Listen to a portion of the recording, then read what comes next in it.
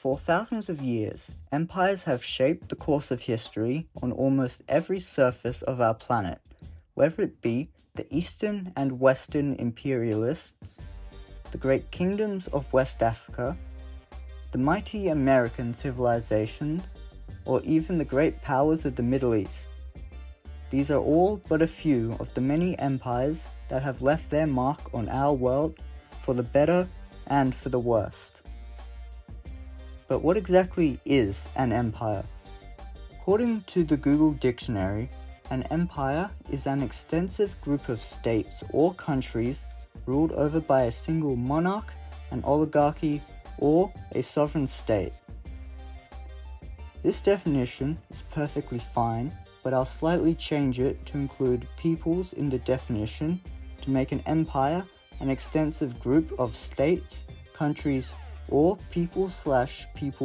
ruled over by a single monarch, oligarchy, sovereign state, and separate people or peoples. The reason why I added separate people or peoples into the definition is because most empires are the result of a specific ethnic, cultural, and/or religious group subjugating and then ruling over countless peoples whose ethnicity, culture, and/or religion differs from that of their own. Anyways, now that you understand what an empire is, let me tell you about the different types of empires. Territorial empires are characterized by their large continuous territory that an individual could in theory walk from one end to the other. These empires often conquer resource-rich areas to sustain their growing population, with larger empires needing to control larger resource-rich areas to build and maintain infrastructure, support and fund the military, but most importantly, keep their massive population fed by controlling extremely fertile rivers that produce extensive amounts of agricultural produce. To pay for all these factors, territorial empires often expand to control wealthy inland trade routes, along with occasionally controlling maritime choke points, coastal towns, villages, and cities, which are connected to maritime trade routes, which then allows territorial empires to access and sell high-demand goods, along with charging merchants a fee to use routes under their control. This then allows the empire to gain enough wealth to fund internal maintenance, along with paying the military, who are crucial for defense and further territorial expansion if deemed necessary. However, a major flaw of territorial empires is that they're often surrounded by independent tribes, kingdoms, or even rival empires who may desire their own territorial expansion.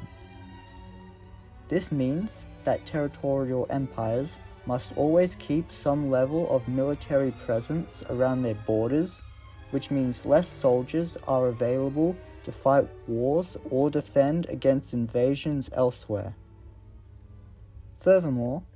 larger empires are forced to maintain positive diplomacy with numerous neighboring nations who all have their own and constantly changing leaders, goals, and alliances that an empire needs to keep up with, or risk ruining diplomatic relations, which could escalate into war.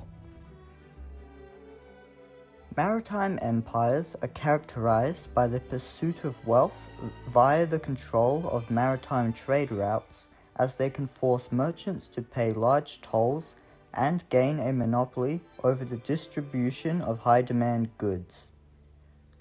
These empires are often founded by people with extensive maritime experience and who already live around major maritime trade routes. These empires often hug coastlines, control islands and maritime choke points,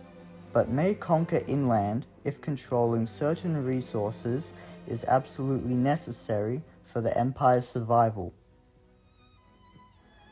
This is due to maritime militaries specializing in the navy whilst their ground forces often lack experience and therefore often struggle to conquer or defend territory further inland, which is why these empires may use their wealth to employ foreign mercenaries to fight ground conflicts when necessary. A major downside of maritime empires is that the massive influx of wealth can cause corruption within the ruling elites as they make decisions that will increase their personal wealth rather than what's best for the empire as a whole. Furthermore, these empires' reliance on the navy can end in disaster once a land-based power finds a way to invade via land. Colonial empires are territorial or maritime empires that expand with the purpose of extracting resources while sending settlers to enforce rule, extract tribute, and in some cases breed, so that the colonizing homeland has a stronger claim over the new land because it's inhabited by their people. An example of a colonial maritime empire were the Dutch, who pursued the control over strategic maritime trade routes, whilst sending Dutch settlers to govern, populate, and exploit their African, American, and Asian colonies. On the other hand, the Russians were a colonial territorial empire that expanded east into Siberia to secure tribute from the locals, most notably fur. The Russians built forts and sent Russian settlers to ensure tribute was paid and that the land was ethnically Russian. However, a major flaw of colonial empires is that the capital nation often founded colonies with the goal of resource extraction for the purpose of improving the capital and therefore don't invest much back into improving their colonies. As a result, both the First Nations peoples and foreign settlers begin to consider independence as their hard work, money, and resources could easily be used to improve their own settlement, but is instead being wasted to fund foreign wars that only benefit the capital. Furthermore, colonial empires also have immense consequences on the original inhabitants whose ancestral lands are stolen and destroyed for the benefit of a distant nation.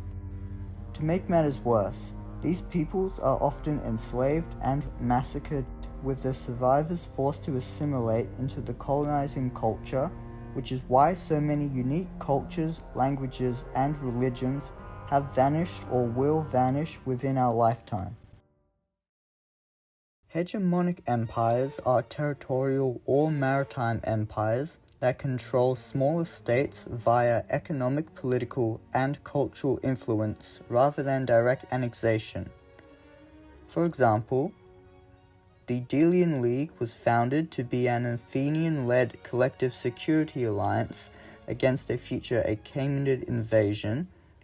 but was soon transformed into an Athenian empire. To join the League, a Greek city needed to throw an iron bar into the sea and could only leave once that bar floated to the surface, along with sending either gold or ships to Athens. However, members were forced to use the Athenian currency along with the treasury situated in Athens, meaning that Athens had financial control over the other members. Furthermore, if a city rebelled, Athens would use their superior military to make an example out of them, which then deterred other cities from rebelling. On the other hand, the United States and Soviet Union are both examples of territorial hegemonic empires, as they controlled vast territories encompassing numerous peoples whilst influencing smaller nations around the world rather than directly annexing them. To elaborate, during the Cold War, both nations believed their ideology was superior and therefore supported groups that aligned with their ideology to take power of smaller countries, because if they won, these new governments would be loyal towards the power that supported them, and therefore would allow the larger power to build military bases within their borders that threaten the opposing side while trading valuable resources that allows one side to maintain and improve their military against the other. However, a major flaw of hegemonic empires is that their interference in other countries' affairs often creates resentment from various groups who wish to maintain cultural, economic, and political independence, which is clearly evident by the historic and current anti-American sentiment throughout the world by various peoples and countries who just want the USA to mind their own business. Hope you enjoyed this video, and if you did, please let me know by smashing that like button and consider subscribing to remain notified whenever I post a new video.